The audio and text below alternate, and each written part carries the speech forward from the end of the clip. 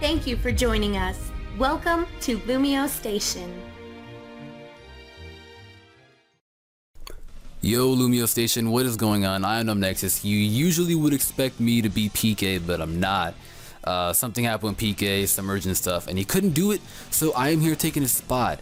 Now, looking at my opponent's team, my team is so bad. I had like 3 matches with this team, and it's only won 2 out of the 3. One of them was a chancy stall. I mean, come on, my team can't break through stall. After I lost to Conkelder, I couldn't break through stall, but the biggest threat to my opponent's team had to be the Alakazam and the Staraptor. That was really it, especially Staraptor, because if I lose my Slowbro, that Staraptor can just like go through my team. So that was a problem. Luckily though, I had a Choice Scarf Entei, which I'm going to be able to lead off with, to expect him to lead off with the Ambipom so that I can force him to go for the Fake Out. And that's kind of my initial plan. I needed to get the Ambipom out of the way because Ambipom, if you guys don't know, is really annoying. They consistently go for Fake Out and then U-turn out. That's all they do. That's literally all they do. They go for double slap sometimes when they're about to die, but that's all they do. And I knew for a fact that my Weavile is win check into this game because it outspeeds everything on his team.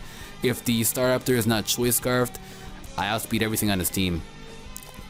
Like even the Ambipom, I think Weavile is pretty freaking fast. People sleep on Weavile. He's like 383 max speed if I'm not mistaken. But I did force him to go for that Fake Out, so I'm going to come out to my Slowbro to swallow it.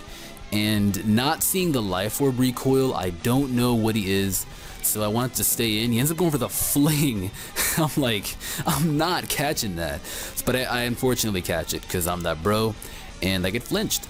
So that's actually really good that he flinged it, because if he would have gone for the Shadow Claw and gotten a flinch, I probably would have been very mad. I would have been very mad. My hacks has been really bad lately, but I'm going to Toxic, expecting him to go for the U-turn to bring out these the Alakazam or the Greninja. Ends up staying in and go for the Shadow Claw, revealing that I've never seen a Shadow Claw Ambipom in my life. So as he goes for the U-turn now, I'm going to go for the Ice Beam because it hits everybody hard on his team besides that Greninja and Starmie. Or no, I go for the Scald expecting the Staraptor to come in, or I don't even know what I did here. I just went for the Scald for no apparent reason. I'm thinking about a different match, but that doesn't do anything and I don't get the burn. I'm gonna go to my pot here because, you know, a pot of bowl, right? It's a shroom pot. Yeah, that works. He goes for the Grass Knot. Did not expect that at all. Luckily for me, I switched because I was gonna end up staying in. Him thinking that I might go out to my Mungus here. Him going for the Ice Beam. Me going for the Scald. But that did not work out. Luckily though, I am able to live a Ice Beam from a Stab, because it does end up being Stab, Life Orb, Greninja. I am specially defensive, and if you guys don't know, Amogus is very bulky, so I can take absolutely 1 hit for a definite confirmation. Absolutely 1 hit. So I'm going to go for the Sludge Bomb here, expecting him to predict me to go for the Giga Drain, to him to come out into his Togekiss. Doesn't end up happening. Ends up staying in trying to get the Wake. Now I feel like he would have woken up here, so I'm going to get it to my Entei here. Just in case if he goes for the Ice Beam, I do resist it, and I've packed the Extreme Speed. On top of that, I am Choice Scarf Entei, so it really does the job. But he, again, stays in. I don't know why. Greninja is really fast and really powerful. I don't know why, but he does end up sacking it right away. I'm going to get out of here because Starmie's a huge threat. My team does not appreciate psychic moves. I'm going to come out into my Yo Girl, and basically, yeah, I came out to it as fodder. I knew that he, as soon as I saw Analytic, I'm like, yeah, I'm dead. I'm dead.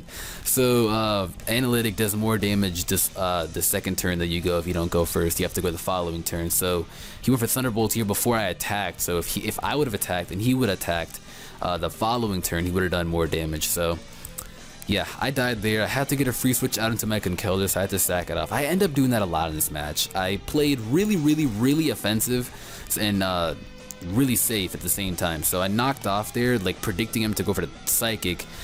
I knew that he would go for the Nasty Plot here, so I go for the Ice Punch, staying in, risking him going for the Dazzling Gleam or the Air Slash. Doesn't quite kill, so Togekiss is really bulky.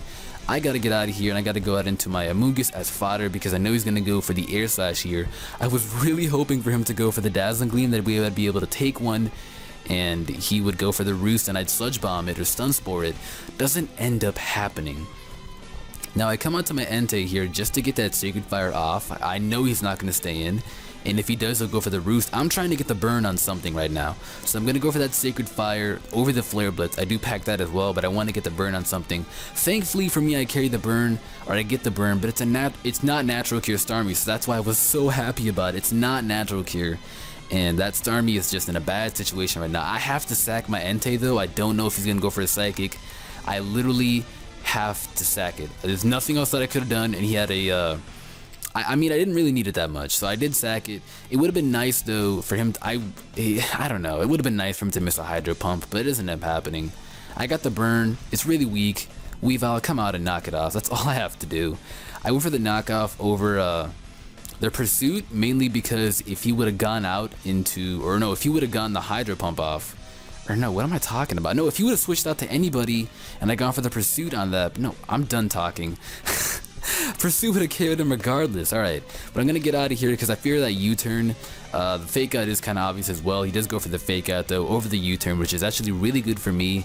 If had he gone for the U-turn, that would have been really bad for me because he would have had Switch Initiative out into the Alakazam, and that's where I would have lost to an Energy Ball.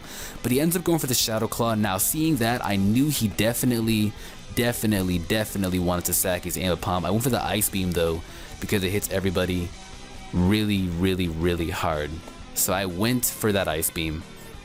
He goes to the Shadow Claw here now. Now I know that I can take at least a few of those, so I'm going to go for the Slack Off, trying to get damage off on him. Here I expected him to go for the U-turn again, but now seeing that definitely, it has confirmed him yet again that he's sacking off its Ambipom. So another Shadow Claw, I'll be able to swallow that, and I'll take him out with a Scald. So Slowbro is team player, man. David is team player. Alright. Now that Ambipom is out of the way, that thing is really annoying. They're always very annoying to play up against. But he does bring out the Togekiss here. I was praying to God to not get a flinch, because if I don't get rid of this Togekiss, I'm going to be in a problem. I need my Slowbro for the Staraptor, so I'm going to be in a problem. Ends up going for the Roost. I was so mad because I misclicked here into Ice Beam. I wanted to Toxic it because that Roost is obvious as day. I really wanted to go for that, but it ended up happening. At the end of the day though, it's not that bad. He goes to the Nasty Plot here, and now I get off the Toxic, so again, it's really not that bad.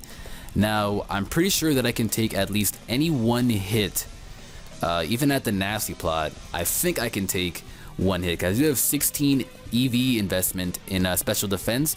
Don't get me too right on that though, I'm not sure, but he gets a crit here. Don't know if it mattered or not, but at the end of the day, I guess it really didn't, because I have a Weavile to kind of clean up, which I'm going to go out into now, because Weavile really does clean up his team. I go for the Ice Shard here though, because I don't carry Ice Punch, and it is priority, so why not?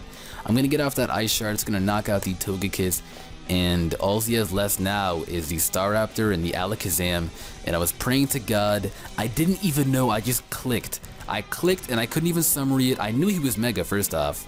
I just didn't know if I outsped because I thought I was adamant over the Jolly.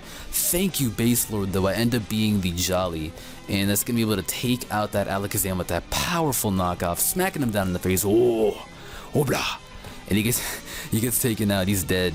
After that, I literally calmed down, because I don't even have to worry about the Staraptor anymore. I can go for that Ice Shard, and I can retaliate with a Mach Punch from my Conkeldurr, and that basically seals me the deal. And him going for the close combat has 100% sealed me the deal on knocking him off a Mach Punch. So if you guys enjoyed this video, make sure to check out all the conductors, leave that like, give PK the support. He's unfortunately not here with us today. Hopefully I did a good job in his substitute, and I am signing out. Peace off.